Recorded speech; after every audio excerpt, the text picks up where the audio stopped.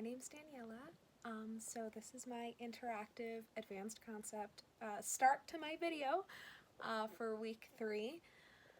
Right now I'm in my room, so I'm going to go outside, gather my materials, and show you the volcano experiment involving a water bottle, baking soda, and some vinegar. Definitely doing this outside. Thank you. Stay tuned. So as I just left off, I told you that I would be going outside for this because I don't know if there's going to be a mess. But to show you my materials, I have some white vinegar with me.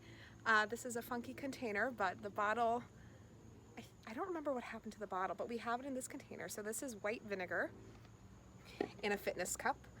I have some trusty Arm & Hammer baking soda. And I also got some food coloring to make it a little bit more fun and look like real lava. So I got some orange food coloring that I'm going to drop into the vinegar so it can emulsify and then put the baking soda in. So I'm just going to open up my container.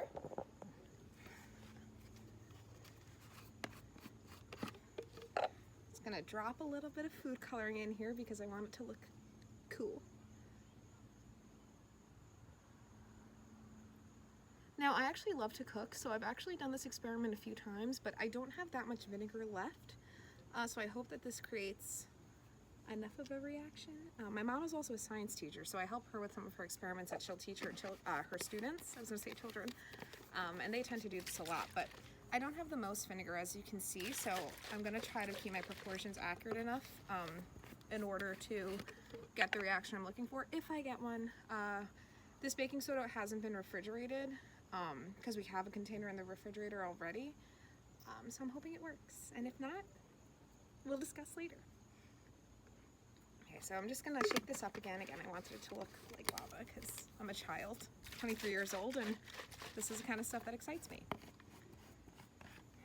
So I'm putting this on the sidewalk next to me, so I'm gonna try to get this angle, and right now I'm just gonna put some baking soda in the cap of this.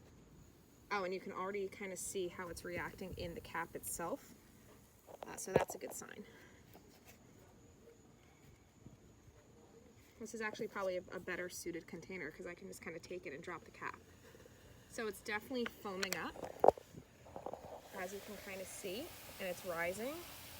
I'm just going to put this down, and then I'm going to add some more baking soda to it. I hope you guys can see.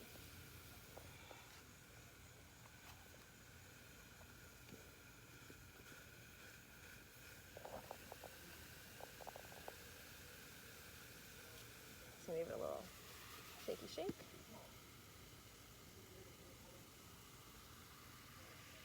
I think this cup might be a little bit wide, and it's a little bit too tall, I think, for the amount of vinegar that I had to really kind of overflow and create that like magma effect or lava. But I think the sodium bicarbonate actually neutralized the acid already, so that's why it's not really foaming up as much as it did before. So if you give me a moment, I'm going to go back into my house and I'll discuss the experiment. Thank you. Hello again. So we're back on a different recording device. So as you saw in my intro, we did the vinegar and baking soda volcano experiment. Kind of resulted in a little bit of a lackluster volcano, but we saw the effect of the baking soda and vinegar reacting. So just to kind of put this experiment into perspective, baking soda is a weak base and white vinegar vinegar as a whole is a weak acid. So the baking soda and vinegar react chemically because of this relationship. They react in 2 separate types of reactions. It's an acid-base reaction. So when they're first mixed together, the hydrogen ions in the vinegar react with the sodium and bicarbonate ions in the baking soda, and that's what you saw when it starts to kind of do that fizz. So this is the initial reaction, and it actually equals 2 new chemicals, carbonic acid and sodium acetate. Yeah, kind of cool. So the second reaction, because as I said, it forms 2 separate reactions, is a decomposition reaction, and this is when you see those bubbles start to go down, and when you saw me add a little bit more baking soda after the initial fizz, it stopped, and that's when I had said that the bicarbonate neutralized the acid. This is a decomposition reaction, and it's the carbonic acid formed from the first reaction begins to decompose into water and carbon dioxide gas, so there's no more bubbles. It's like when you kind of leave a carbonated drink and it flattens.